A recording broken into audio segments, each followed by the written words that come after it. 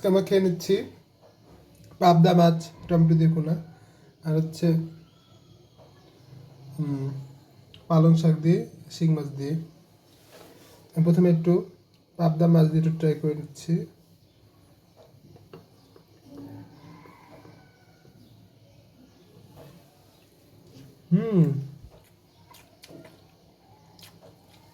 অনেক মজা।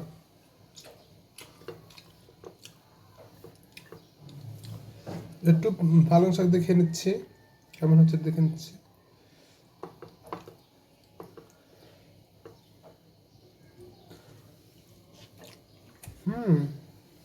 এটা মজা হয়েছে।